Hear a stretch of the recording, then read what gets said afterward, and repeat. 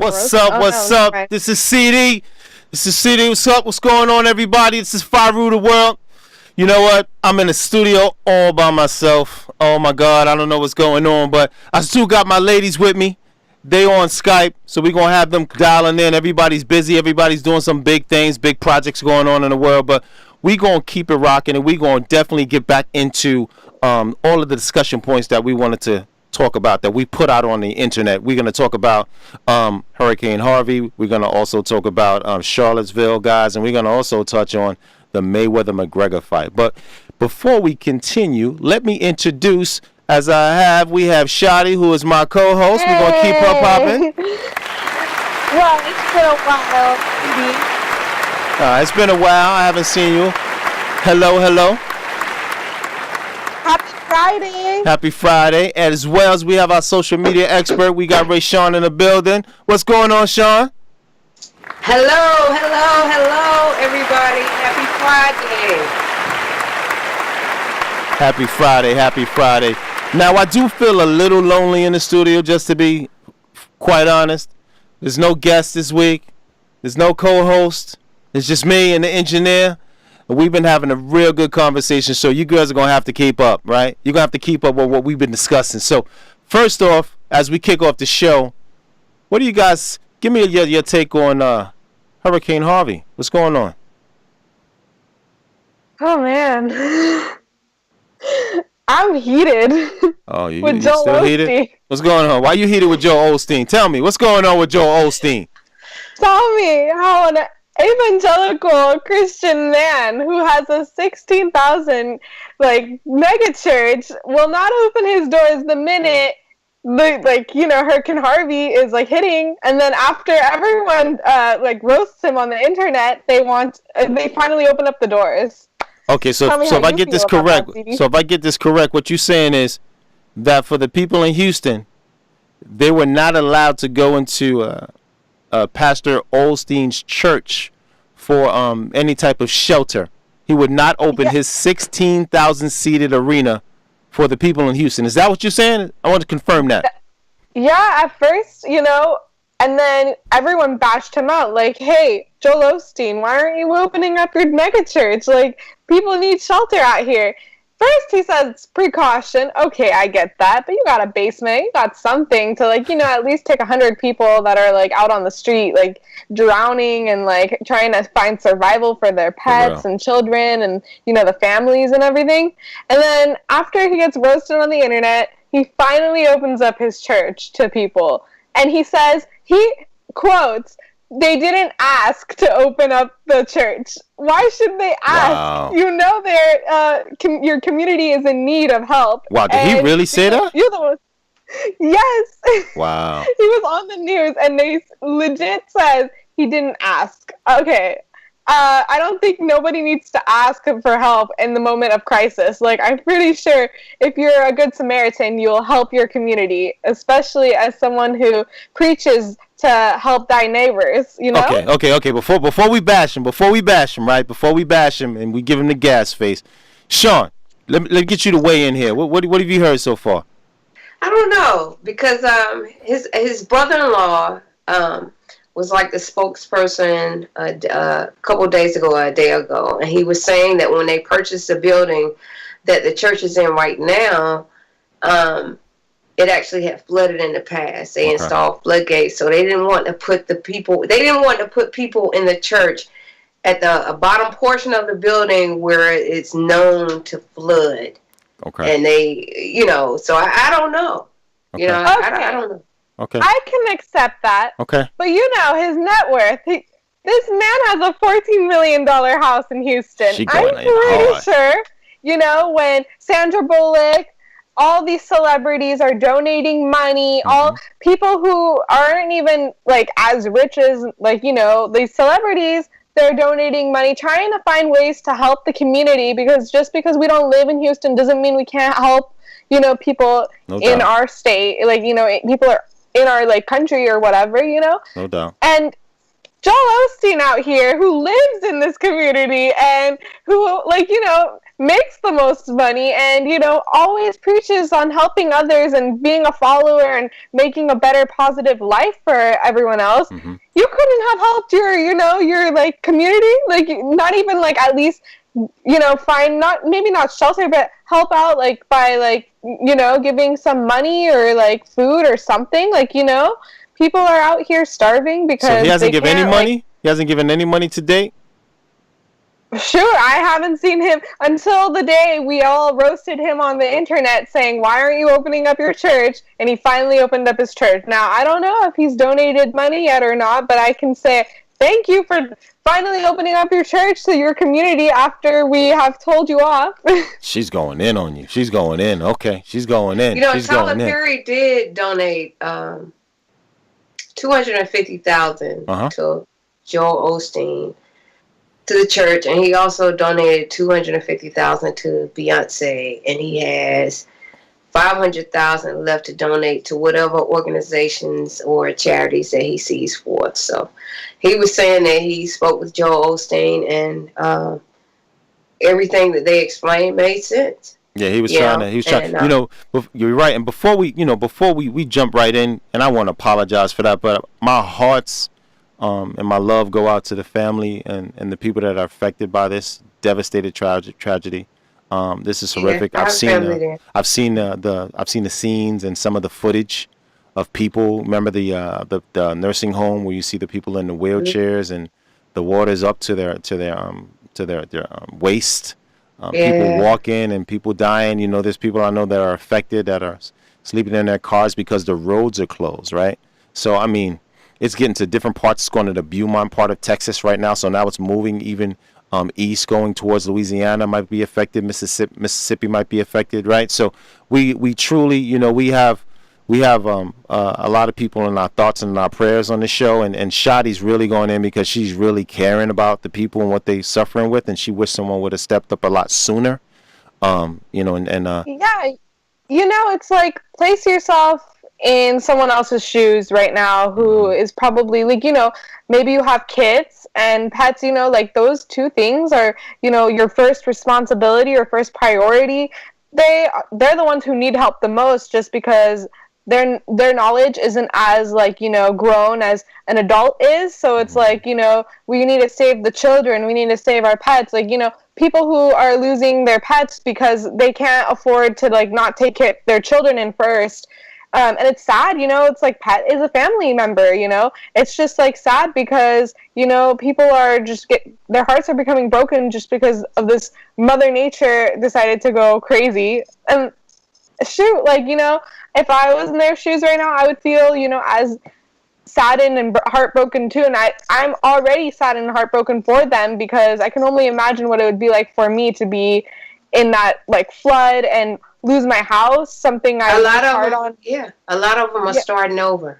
They're starting over again. It's not an easy thing to just, you know, pack your bags the next day and be like, okay, I'm ready to live in this new house, you know, all fresh and clean. Like, you know, it's hard to adjustment towards your new life. Like, it's tragic. It's kind of traumatizing towards them. So my hearts go out to the people in Houston and anyone who's been affected deeply by, you know, losing a family member or, like, pets or anything that's going on there, because I'm in no one's shoe and no one's place, but I can say, like, you know, I feel for them. No doubt, no doubt. And remember, guys, here at I Rule the World Radio, you guys can get at us at iruletheworldradio@gmail.com.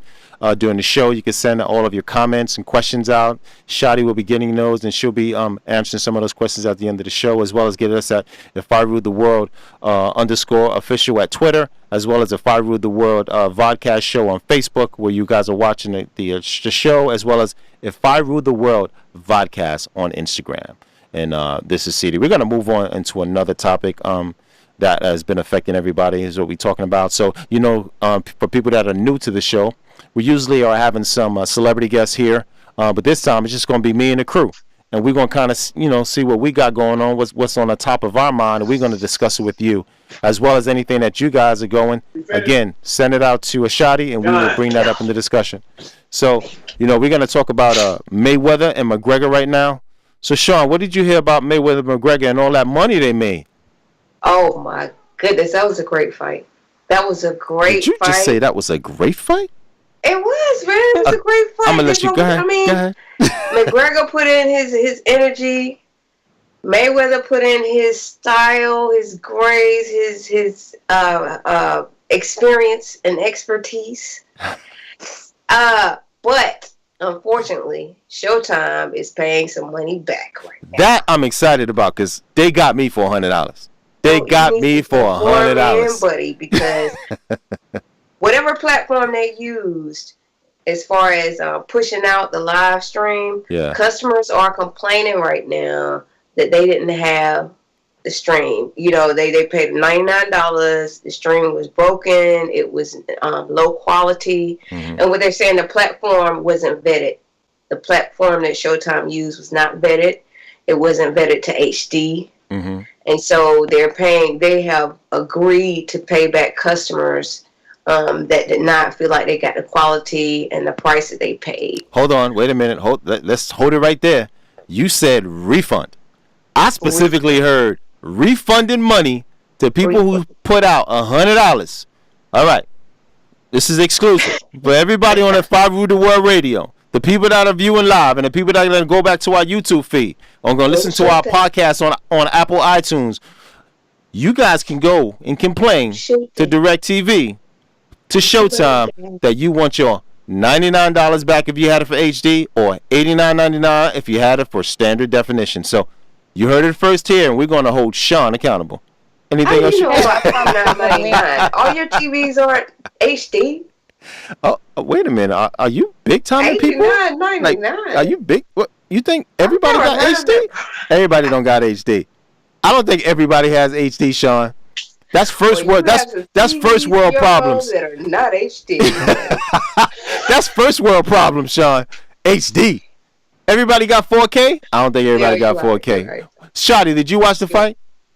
Now, let me just say, I don't even have $8, so I'm living off of Netflix if I do. College student problems.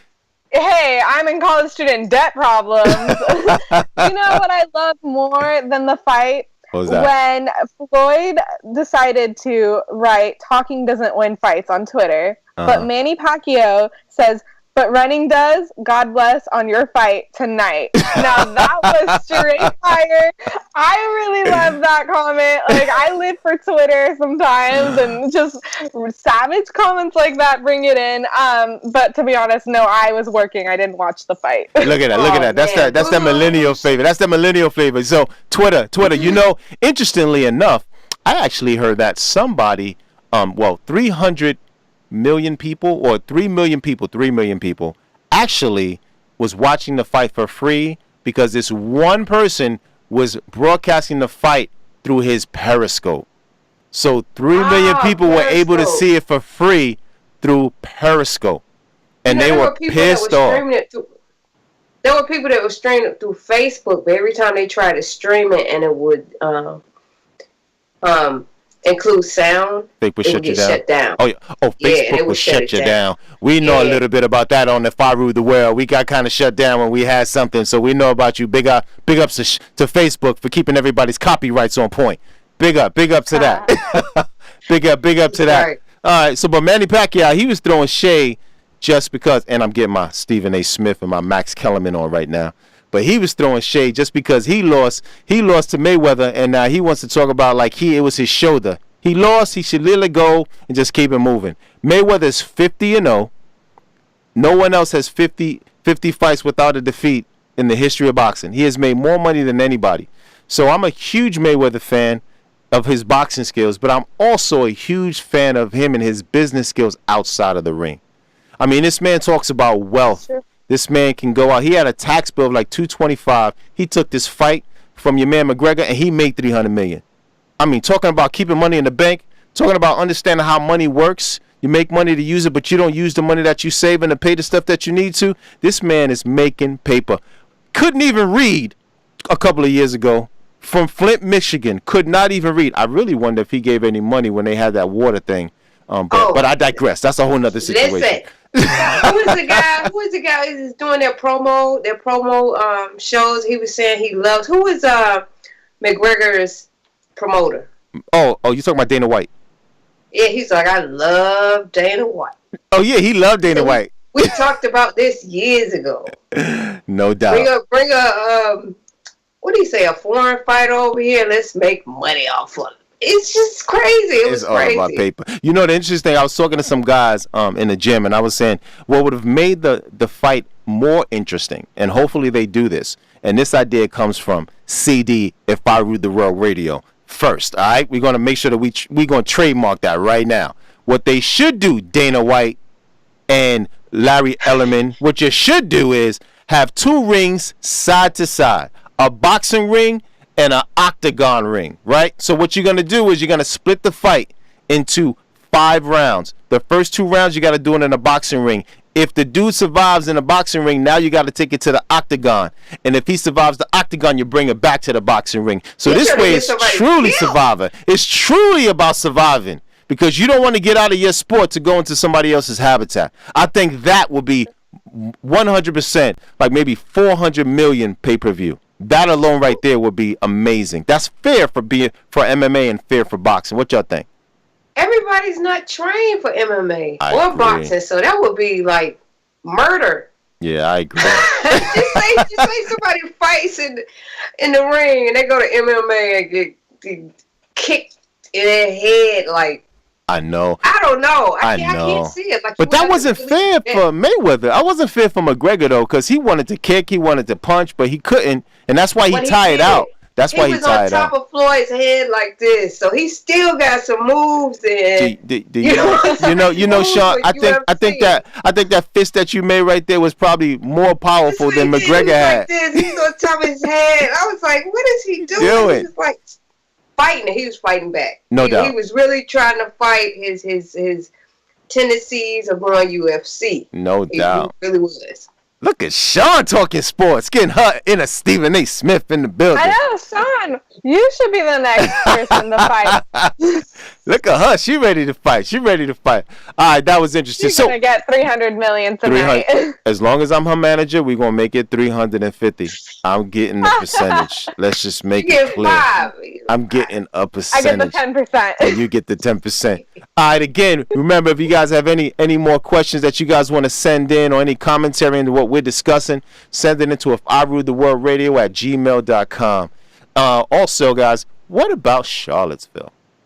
You know, when we left the next week, I think Charlottesville popped off. So what were your thoughts on the Charlottesville situation? I think Charlottesville, I think when Charlottesville popped off, it wasn't random. They did plan, they had a permit to march. Mm-hmm. But I think it was a march to start whatever they decided was a race war. I think that's what the march was. And if we were not prepared mentally, we would have fell into the clinches of it. Because what happens, I feel like it was terrible. But what happened after that is a lot of those guys saw the real world and they lost their jobs. Mm-hmm. One of the guys was upset on air, talking about, I don't understand what's happening. What do you think? You don't understand what's happening, because the same people that you're sitting here beating and you're hating are the same people that own some of the business that you work for. Mm-hmm. Right? Mm-hmm. They own some of the businesses that you work for. You have to patronize, get products or whatever you need, services from these people that you hate. Mm-hmm. But you think it's just a game. Like, this is not back in 1920s or the 1800s, you know, where you can just do what you want and it's not going to affect you. It will affect you, because you have to deal with people of different races every day and every moment of your life, period. Mm-hmm. We're not 300 years back. It's time to wake up. Mm-hmm. And if we can't come together, then whoever can't learn to come together and work with a group of people, everybody's not always going to agree. But you know what? You can fall right down in that hole that you're standing in, and you choose to stay in and be by yourself. By yourself.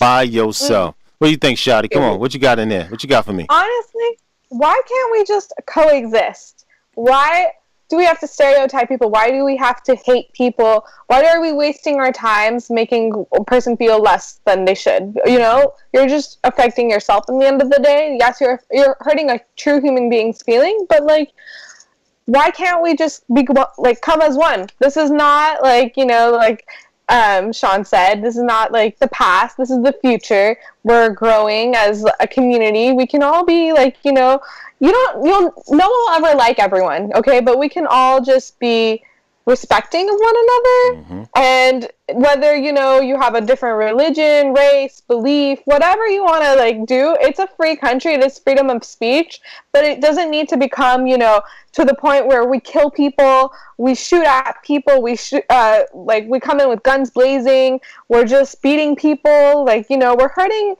our community, we're hurting our future, you know? I know, I agree. I mean, we're fighting each other. We're all humans.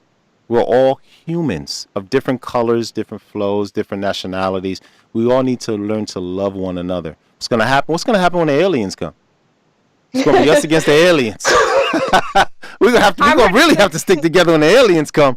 You know they're coming. You on the ship? I don't want to go on the ship. I think you know, honestly, I think the superstars that are dying, rest in peace, all the stars that are dying in the last couple of years, and so I think they actually took that plane and they're in a spaceship and they're on another planet and we don't know about it. We just stuck here.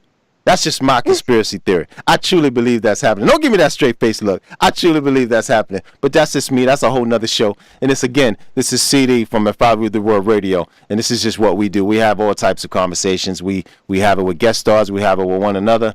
We just want to shoot the shit and just get it going. Let me ask you another question. So in Charlottesville, the thing that I found that was very, very interesting is that a lot of the people that were there were predominantly people that were not African American, that were in there rallying with the people that are African American. That speaks a lot to our country, right? So I was able to look at that from a negative perspective, that woman losing her life. And I want to say my heart goes out to her and her family and her friends that lost that very beautiful spirit that was out there fighting for everyone. God rest her soul. But I think that was also able to rally people together. So when Boston came, there were a lot of people out there. There was a lot of people out there at Boston prepared for what was going to happen. And we had a lot less violence. There was still some violence, but it wasn't to the same level as was in Charlottesville. And I don't think everyone in Charlottesville is racist. I don't believe that everyone in America is racist. I think we have a few people that have some things that are simmering from the past, and they're using that as an excuse for doing what they want to do. I don't even think racism is at the forefront of their heart, but they're just so frustrated, right? So we have a frustrated nation, and people are taking out on one another. So I think we're more together than we are apart. And I hope we can stay the more that we can always focus on that we're more the same than we are different.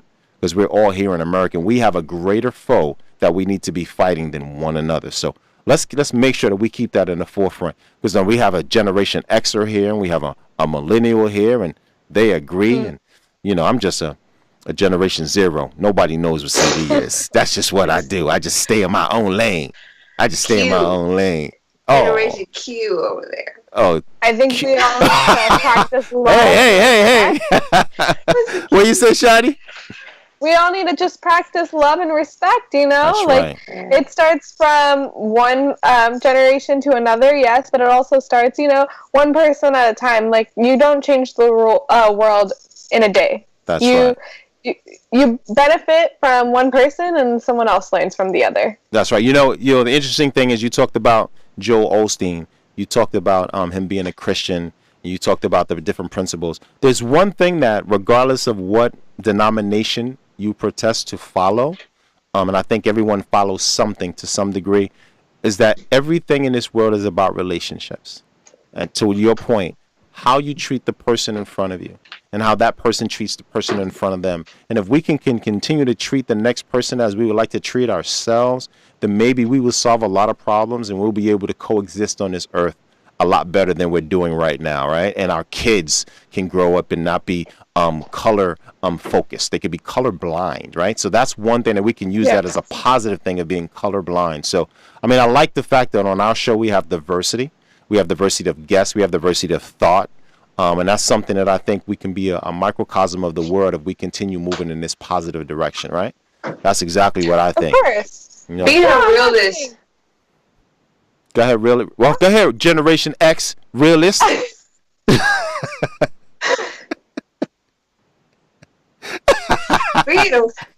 being a realist, I would say, you know, that's how we want this world to be. Yep. But you're going to always have people that don't desire that. So True. How do you deal with it?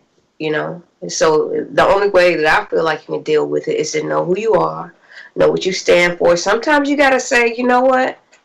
I've tried. It's not going to work.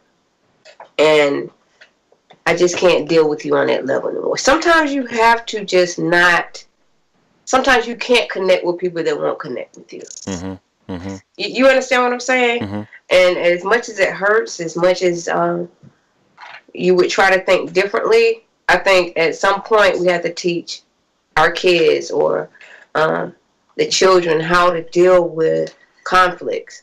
You know, how to deal with if you're dealing with someone who, regardless of what you do, they don't won't see your value. To how to make sure that their self-esteem still is where it needs to be, where they can internally deal with it to project out to other people positivity and not the negativity that comes on them. Does that make sense? Yeah, it does, but it does, and I think that leans on understanding, right? Because sometimes we can, you know, people have moments, and we have to always look for the best in someone.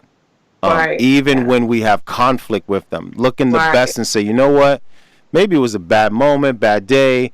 This person who's not in my family, who's not of my ethnicity, who's not of the same background or experience that I've gone through. Just because we're having a disagreement or conflict doesn't mean that they're racist or I'm racist. Maybe we just had a bad day. Maybe we just had a bad day. Maybe sometimes we're not perfect human beings. Yeah, we're not perfect. We all have moments. I mean, one thing I'm going to give someone credit, and I forgot who said it, but somebody had called up to a radio show and said, you know, this is racist. My boss did this to me. My boss did that to me. And he said, maybe your boss ain't racist. Maybe your boss don't like you. Maybe your boss doesn't like you. Doesn't mean that just because someone has a conflict with you, they're racist. Maybe they just don't like you because of your personality, right? So I'm not blind to the fact that does exist, but I think the more we can focus on, again, our similarities and not our differences, even in not a perfect world, we can always come back together when our cooler heads prevail, right? So that's really what I think, and I like Shadi and Sean's perspective on it, and I think here, if I rule the world, if I had my choice to rule the world, that would be something that I would be my moniker. Let's look at ways to be one, not ways to be divided. All right. So that's right. So I'm gonna let the girls give their parting shots as we're about to get out. Shadi, what's the last thing you want? I'm gonna give you 10 seconds. What's the last thing you want to say? And then Sean, I'm gonna go to you. Well, shoot, you put me on the spot, my Come on friend. now. That's what we do. See, they always put you on the spot now. Okay, well, just in this general of our entire topic, are we speaking of, or everything? Anything you want to finish your show off? You got 10 seconds. Let's knock it. Okay, well, I want to say that no matter what we do in the end of the day, like, we're not only bettering ourselves as human beings, but we are helping others grow as a human being just because we got to learn and grow from one another, you know? All right. That's all you got? Yeah. Okay. Sean, give me 10. I want to wish everybody a happy Labor Day weekend. I want to wish the people in Texas many blessings, and help is on the way. Also for, I think it's the Caribbean and other places, there is flooding as well, not just in the United States. So I'll pray for them also. So you guys have a safe weekend. We have remnants of Harvey right now in North Carolina. So that's what we're dealing with, tornado warnings and everything. So you guys have a great Labor Day weekend, and we'll see you very soon. Thank you for tuning in. Okay, Shadi, I see you got that look on your face. You want to finish one more? I'll give you 5 more seconds. What you got? I saw you. Well, shoot, I agree with what Sean said. I hope everyone has a wonderful 4-day weekend. I know I will. No college. I do hope everyone is feeling happiness eventually and full in their hearts. And I am so grateful to be on the show. Thank you, CD, as always. And thank you, Sean. And for everyone who tunes into our show, it is a pleasure having more viewers every. Yeah, got you. Perfect. And we're getting more and more viewers each and every week, and I love it. Thank you for the questions this week. We're gonna tally them because it's actually not on some of the topics. So we're gonna keep all of these questions that we have, guys, and we're gonna actually focus on our 5th show with our guests that we're gonna have in, and we're gonna really focus in some good questions here, talking a little bit deeper about Trump, right? So I see that people really want to talk about Trump and what he's not doing for Houston. So we're gonna hold those guys and we're gonna put them on the side and we're gonna focus our 5th show on that. But this is CD, and I want to say thank you everyone for always tuning into our show. We're growing each and every week. I love my co-hosts. I love Sean's keep doing her thing. I love Shadi keep doing her thing. And for everyone that's ever been a part of If I Rule the World Radio, I want to thank you for your contributions. And I want to say everybody have a fantastic Labor Day weekend. As much as you can, pray, donate if you have it, to the families and people, the victims of Houston and the hurricane. Prepare yourself if you're in the way of the storm. And for all the people in the Northeast that the Hurricane Irma is working its way up there, let's hope that goes down to a tropical storm and not a hurricane, so that you guys have a wonderful holiday weekend. And this is CD, and I'm out.